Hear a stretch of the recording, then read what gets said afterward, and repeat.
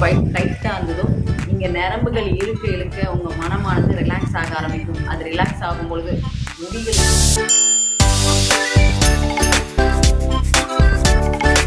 நீங்கள் எது மேட்ச் ஆகுறீங்களோ அதற்கான தீர்வு கொடுக்கும்போது முடி கொட்டுறது படிப்படியாக 100% குறையும்.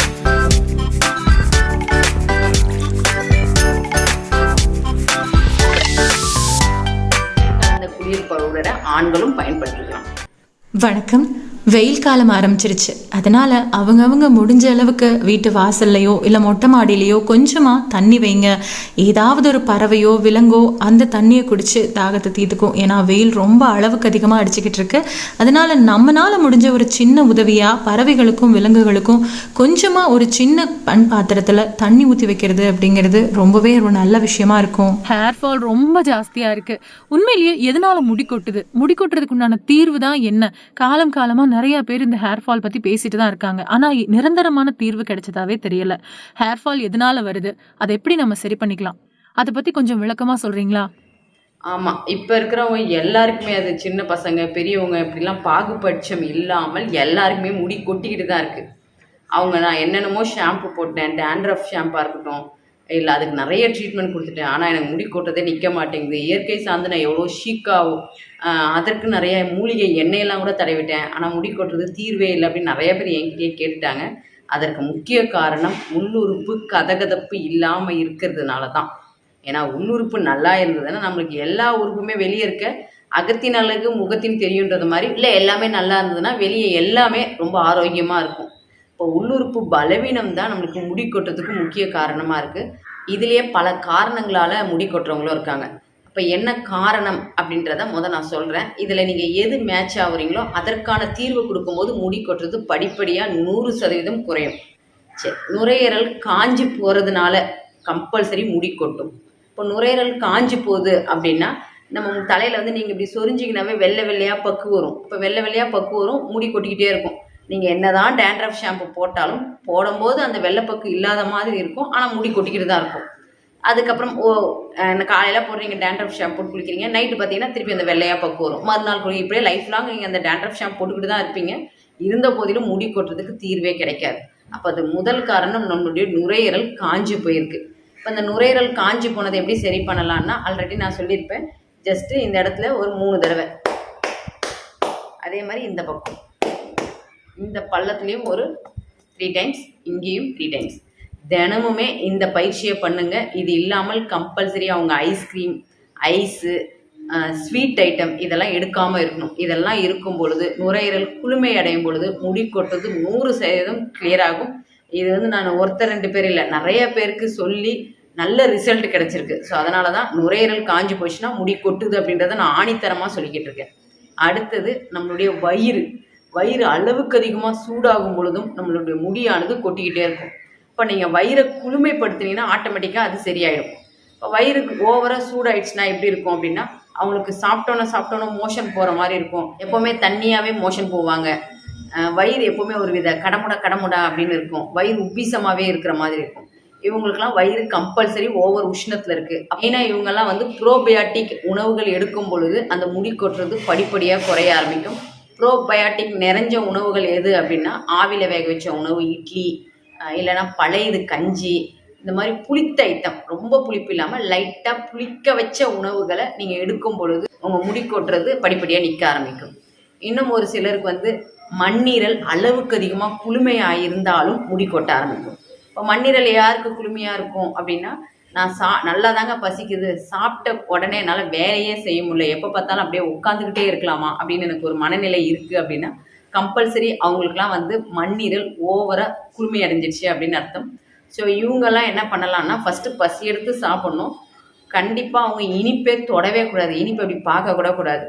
இனிப்பு தொடாமல் நல்லா ஒரு காரமாக, மெயினாக சின்ன வெங்காயம் உணவில் அன்றாடம் நீங்கள் எடுத்துக்க மண்ணீரல் கொஞ்சம் சூடாக ஆரம்பிக்கும். நல்லா சூடாகுதுன்னா அதனுடைய ரத்த ஓட்டம் தலை வரைக்கும் நல்லாவே போக ஆரம்பிக்கும். அப்போ தலை வரைக்கும் நல்லாவே ரத்த ஓட்டம் போகுது அப்படின்னா முடியும் சூப்பராக முளைக்க ஆரம்பிக்கும், முடியும் கொட்டாமல் இருக்கும். இப்போ மண்ணீரல் தொந்தரவால் உங்களுக்கு முடி கொட்டுது அப்படின்னா இந்த வாழ்க்கை முறையை மாற்றும் பொழுது உங்களுடைய முடி கொட்டுதும் சூப்பராக நிற்க ஆரம்பிக்கும். இன்னும் ஒரு சிலருக்கு கிட்னி அளவுக்கு அதிகமாக சூடாகும் பொழுதும் முடி கொட்ட ஆரம்பிக்கும். இப்போ கிட்னி அளவுக்கு அதிகமாக சூடாகுதுன்னா அவங்களுக்கு எப்போவுமே ரெகுலராக அந்த இடுப்பு கிட்ட வலிச்சுக்கிட்டே இருக்கும், இல்லை மூட்டுக்கு வலிக்கும், இல்லை காலை கொஞ்ச நேரம் தொங்க போட்டாவே நீர்த்த மாதிரி வீங்கி போயிடும். இன்னும் ஒரு சிலர் வந்து நைட் ஆனாவே யூரின் போய்கிட்டே இருப்பாங்க, படுக்கவே முடியாது, படுத்தாலே யூரின் போய்கிட்டே இருக்கும், அவங்களுக்குலாம் முடி கொட்ட ஆரம்பிக்கும். இப்போ இவங்க எப்படி இயற்கை சார்ந்து மாறலாம் அப்படின்னா, சரி அவங்க நைட்டு படுக்கும்போது டப்பாத்து எடுத்துக்கணும். இது இல்லாமல் நிறைய நீர் காய்கறிகளை உணவில் எடுத்துக்கணும். மெயினாக கத்திரிக்காவை அன்றாட உணவில் எடுத்துக்கணும். இதெல்லாம் எடுக்கும்போது கிட்னி பலம் வரும்போது உங்களுடைய முடி கொட்டுறதும் படிப்படியாக குறைய ஆரம்பிக்கும். ரொம்ப முக்கியமானது, எனக்கு எல்லா உறுப்புமே நல்லா தாங்க இருக்குது, நீங்கள் சொன்ன மாதிரி எனக்கு எந்த தொந்தரவும் இல்லை, ஆனால் எனக்கு முடி கொட்டுதுன்னா அந்த இடத்துல கல்லீரலை நம்ம முக்கியமாக பார்த்தே ஆகணும். ஏன்னா எல்லா உறுப்புமே நல்லா வேலை செய்யணும்னா அதுக்கு கல்லீரல் தான் எனர்ஜி கொடுக்கணும். அப்போ கல்லீரல் அளவுக்கு அதிகமாக சூடாகுது அப்படின்னாலும் கம்பல்சரி முடி கொட்டும். அப்போ எப்போல்லாம் கல்லீரல் சூடாகும் அப்படின்னா, நைட்டு தூங்குறதே கிடையாது. இப்போ எல்லாமே ஆன்லைனில் ஒர்க் பண்ணுறாங்க, நைட்டு 2 மணி 3 மணிக்கெலாம் ஒர்க் பண்ணிட்டு இருக்காங்க. எப்போங்க தூங்குவீங்கன்னா, நான் 4 மணிக்கு படுத்தேன்னா நான் மதியம் 1 மணிக்கு தாங்க எந்திரிப்பேன் அப்படின்னு சொல்கிறாங்க. ஸோ இந்த வாழ்க்கை முறையை கண்டிப்பாக மாற்றி ஆகணும். முடி கொட்டுறது நிற்கணும் அப்படின்னா நைட் டியூட்டி பார்க்குறவங்க கம்பல்சரி அவாய்ட் பண்ணிடுங்க. மெயினாக ரொம்ப நீங்கள் சிஸ்டம் ஒர்க்கு தான், ஏன்னா எல்லாருமே இப்போ ஆன்லைன் சிஸ்டம் ஒர்க்கு தான் எல்லாருக்குமே. சிஸ்டம் அப்படி இல்லைன்னா செல்லை பார்த்து தான் ஒர்க் பண்ணுறோம். ஸோ கூடுமான வரைக்கும் ஒரு நாளைக்கு ஒரு 6 மணி நேரமாவது அந்த சிஸ்டம் தூக்கி வைங்க. அது நம்ம மோஸ்ட்லி நைட்டு தூங்கும்போது தான் வைக்க போகிறோம். அந்த தூக்கம் டைம் 9லேருந்து அதிகபட்சம் ஒரு 3 மணி வரைக்கும் உங்கள் செல்லாக இருக்கட்டும் இல்லை லேப்டாப் எதையுமே பார்க்காம கண்ணுக்கு கொஞ்சம் ஓய்வு கொடுங்க. இதை பண்ணும்பொழுது அந்த கல்லீரல் கொஞ்சம் சூடு கம்மியாகும். ரொம்ப முக்கியமானது, அவங்க பேக்கெட் உணவுகள் ரொம்ப புளிப்பு ஐட்டத்தை அவாய்ட் பண்ணும். இதெல்லாம் அவங்க பண்ணும்பொழுது முடி கொட்டுறதும் படிப்படியாக குறைய ஆரம்பிக்கும். இல்லைங்க நான் நைட்டு நல்லா தூங்கிடுறேன், நீங்கள் சொல்கிற மாதிரி எந்த உபாதைகளும் எனக்கு உடம்புல இல்லை, நான் நல்லாவே இருக்கேன், ஆனால் இருந்தாலும் எனக்கு ஏன் முடி கொட்டுதுன்னா இது ரொம்ப முக்கியமானது. நம்ம மனம் பலவீனமாக இருக்கும் பொழுது, அதாவது ஒரு ஸ்ட்ரெஸ்ஸு, ரொம்ப ஒரு டென்ஷன் உணர்வில், எப்போவுமே நான் டென்ஷனாகவே இருப்பேன், ஒரு மனம் வந்து ஒரு டிஸ்டர்பன்ஸே இருக்குன்னா கண்டிப்பாக உங்களுக்கு முடி கொட்டிக்கிட்டே இருக்கும். அதை எப்படி சரி பண்ணலாம் அப்படின்னா, நான் என்னென்னமோ எனக்கு தெரியுது, நான் மனம் கவலைப்படக்கூடாது, ஸ்ட்ரெஸ் ஆகக்கூடாதுன்னு எனக்கு தெரியுது, ஆனால் என்னால் அது மீள முடியலன்னா ஜஸ்ட்டு ஒரே ஒரு முத்திரையை சொல்லித்தரேன், அதை தொடர்ந்து செஞ்சுக்கிட்டு வாங்க. அந்த மனமானது கொஞ்சம் கொஞ்சமாக சாந்தம் அடைய ஆரம்பிக்கும். அதை அடையும் பொழுது அந்த முடி கொட்டுறதும் படிப்படியாக குறைய ஆரம்பிக்கும். ஜஸ்ட்டு இந்த லோட்டஸ் முத்ரா, இந்த சுண்டு விரல்லேருந்து இந்த பெரு விரல் வரைக்கும் எல்லா விரலையும் அப்படியே ஒரு கம் வச்சா எப்படி ஒட்டிக்குமோ அந்த மாதிரி டச் பண்ணிக்கணும். இந்த மாதிரி ஒரு 10 நிமிஷம் உட்காருங்க. இந்த கைகள் எல்லாமே, இந்த விரல்கள் எல்லாம் விரிஞ்ச மணிக்கு தான் இருக்கணும். நீங்கள் ஒரு நாள் செய்கிறீங்க அப்படின்னா உங்களை அறியாமலேயே விரல்கள் எல்லாம் படிப்படியாக மூட ஆரம்பிச்சிடும். ஆனால் உங்களுடைய கான்சன்ட்ரேஷன் ஃபுல்லாக கை விரல் விரிஞ்சிருக்கணுன்றதே வைங்க. ஞாபகம் அறியாமலே மூடினீங்கனாலும் திறந்துருங்க. இப்படியே ஒரு 10 நிமிஷம் ஜஸ்ட்டு சும்மா உட்காந்துருங்க. இவ்வளோ 10 நிமிஷம் உங்களால் உட்கார முடியாது, ஏன்னா ஒரு 2-3 நிமிஷத்துலலாம் இங்கெல்லாம் நரம்புகள் இழுக்க ஆரம்பிக்கும். இங்கே நரம்பெல்லாம் இழுக்குதுன்னா அந்த ஸ்ட்ரெஸ்ஸான மனம் எல்லாம் அங்கே ரிலாக்ஸ் ஆகுதுன்னு அர்த்தம். எங்கெல்லாம் நீங்கள் இறுக்கி பிடிச்சிருந்தீங்களோ, அந்த மனம் எங்கெல்லாம் டிஸ்டர்ப் ஆகி டைட்டாக இருந்ததோ, இங்கே நரம்புகள் இழுக்க உங்கள் மனமானது ரிலாக்ஸ் ஆக ஆரம்பிக்கும். அது ரிலாக்ஸ் ஆகும் பொழுது முடிகளுக்கு நல்ல ரத்த ஓட்டம் போகும் பொழுது உங்களுக்கு முடி கொட்டுறதையும் படிப்படியாக குறையும். ஸோ இத்தனை விஷயத்தில் உங்களுக்கு எது தொந்தரவோ நீங்கள் அதை சரி பண்ணிவிட்டு இயற்கை முறையில் ஃபாலோ பண்ணி பாருங்கள். முடி கொட்டுறதுக்கே நீங்கள் குட் பை சொல்லிடலாம், நல்ல ரிசல்ட் கிடைக்கும். இன்னொரு நேயர் கேட்டிருக்காங்க, சின்ன குழந்தைங்களுக்கு, குறிப்பாக ஆண் குழந்தைங்களுக்கு மஞ்சள் பூசி குளிச்சா மீசை வளராமல் போயிடும் அப்படின்னு சொல்லுவாங்களே, இது ஒரு பொதுவான கருத்தாக இருக்குது. நிஜமாவே ஆண் குழந்தைங்களுக்கு மஞ்சள் பூசி குளிக்கிறதுனால மீசை வளராமல் போயிடுமா? இதை பற்றி கொஞ்சம் தெளிவாக சொல்லுங்கள் அப்படின்னு கேட்டிருக்காங்க. இந்த மஞ்சள் தேய்ச்சி குளித்தோம்னா முடி கொட்டுமா அப்படின்னா கண்டிப்பாக கொட்டும். ஆனால் அது அளவுக்கு அதிகமாக மஞ்சள் வைக்கும் பொழுது தான் இந்த ப்ராப்ளம் வரும். ஆனால் நம்ம கம்மியாக மஞ்சள் வைக்கும் பொழுது நம்ம தோலுக்கு ஒரு பாதுகாப்பு கவசமாக தான் இருக்குது. அதாவது நம்ம உடம்புல நோய் எதிர்ப்பு சக்தி அதிகமாகிறதுக்கும், வெளியே இருக்க கிருமிகள் நம்ம தோல் ஊடுருவாமல் இருக்கிறதுக்கும் இந்த மஞ்சள் கிழங்கு ரொம்ப முக்கியத்துவம் வாய்ந்ததாக இருக்குது. இது இல்லாமல் நீங்கள் மஞ்சளை ரெகுலராக நம்ம தேய்ச்சி குளிச்சுக்கிட்டு இருக்கும்போது நம்ம தோலும் சாஃப்ட் ஆகும். இது இல்லாமல் ஒரு வித பேட் ஸ்மெல், வேர்வை ஸ்மெல், அல்லது இன்னும் இந்த டீனேஜ் பசங்களுக்கு வந்து இந்த ஹார்மோனல் சேஞ்ச் ஆகும்போது ஒரு வித ஸ்மெல் வரும். இதனால தான் பெண்கள் வயசுக்கு வந்த உடனே மஞ்சள் தேய்ச்சி குளிக்க சொல்லுவாங்க. ஏன்னா அந்த ஹார்மோனல் சேஞ்ச் ஆகும்போது ஒரு வித ஸ்மெல் வந்து நம்ம உடம்புல செக்ரீட் ஆகிட்டே இருக்கும். ஸோ இந்த மஞ்சள் தேய்ச்சி குளிக்கும்போது அதெல்லாம் வந்து கட்டுப்படும். இந்த மஞ்சளில் குக்குமின் அப்படின்ற வேதிப்பொருள் இருக்குது. அந்த வேதிப்பொருள் நம்ம உடம்புல, அதுதான் நோய் எதிர்ப்பு சக்திக்காக இருக்கட்டும், நம்ம உடம்புல இருக்க தோள்களில் இருக்க முடிகள், அளவுக்கு அதிகமான முடியை கொட்டுறதுக்கும் அதுதான் முக்கிய காரணமாக இருக்குது. நம்ம அளவுக்கு அதிகமாக மஞ்சள் எடுக்கும் பொழுது தான் இந்த தொந்தரவு. ஆனால் உங்கள் வீட்டில் வந்து இப்போ நிறைய பெண்கள் இருக்கிறாங்க, முடி அவங்களுக்குலாம் நிறையாவே இருக்குது அப்படின்னா கம்பல்சரி நீங்கள் கொஞ்சம் மஞ்சளை அளவுக்கு அதிகமாக வச்சு அரைச்சி பூசினீங்கன்னாவே போதுமானது. நாளடைவில் அதிகபட்சம் ஒரு 2-3 வாரத்துலலாம் முடி கொட்ட ஆரம்பிச்சிடும். ஆனால் அப்படிலாம் ஒன்றும் இல்லைங்க, எங்கள் தோலில் முடியெல்லாம் இல்லை, நார்மலாக தான் இருக்குது அப்படின்னா அந்த மஞ்சளின் தன்மையை கொஞ்சம் கம்மி பண்ணிக்கணும், அவ்வளோதான். மற்றபடி ஒரு பெரிய விஷயம்லாம் பண்ண வேண்டிய அவசியம் இல்லை. நான் ஒரு பவுடரே சொல்கிறேன், மூலிகை பவுடர் எப்படி வீட்டில் ரெடி பண்ணுறதுன்னு.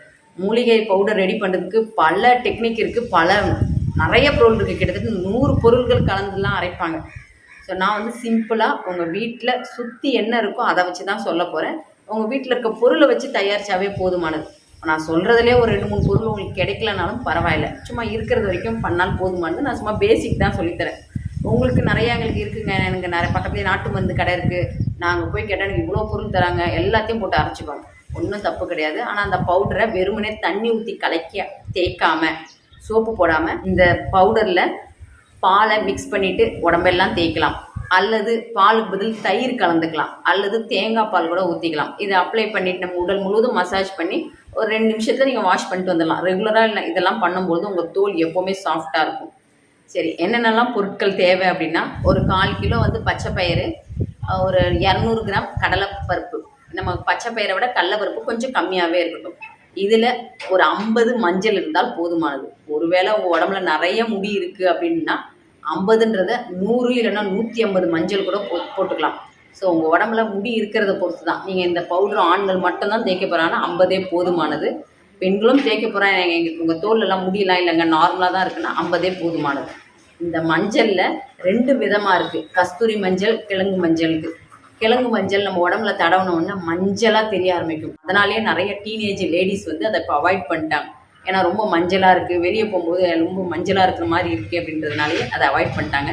அதற்கு பதில் கஸ்தூரி மஞ்சள் தடவுங்க. அது கலர் நம்ம தோலில் வந்து கலர் பிடிக்காது, ஆனால் மஞ்சளாக இருக்கும், ஆனால் கலர் தோலில் பிடிக்காது. தாராளமாக ஆண்கள் தேய்ச்சிக்கலாம்.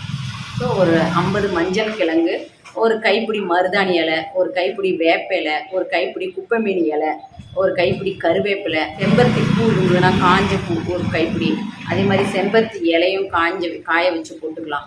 இது இல்லாமல் ஒரு கைப்பிடி ரோஜா பூ. இது எல்லாத்தையும் நல்லா வெயிலில் காய வச்சு, சும்மா 1 டீஸ்பூன் வெந்தயம் எல்லாம் வெயிலில் காய வச்சு மிஷினில் கொடுத்து அரைச்சி வச்சுக்கோங்க. இதை நீங்கள் பவுடரை தயிரில் மிக்ஸ் பண்ணிவிட்டு உடம்புல அப்ளை பண்ணிக்கலாம், அல்லது தயிருக்கு பதில் பால் கலந்துக்கலாம், அல்லது தேங்காய் பால். இந்த 3த்துலேயே எது வேணாலும் போட்டு நீங்கள் குறைச்சி உடல் முழுவதும் ரெகுலராக அப்ளை பண்ணுவாங்க. உங்கள் தோல் நல்லா சாஃப்டாக இருக்கும். அதனால் பயப்பட வேண்டிய அவசியமே இல்லை. தாராளமாக இந்த மஞ்சள் கலந்த குளியல் பவுடரை ஆண்களும் பயன்படுத்திக்கலாம். நம்ம ஏற்கனவே பற்கள் சம்பந்தப்பட்ட ஒரு வீடியோ போட்டிருந்தோம்.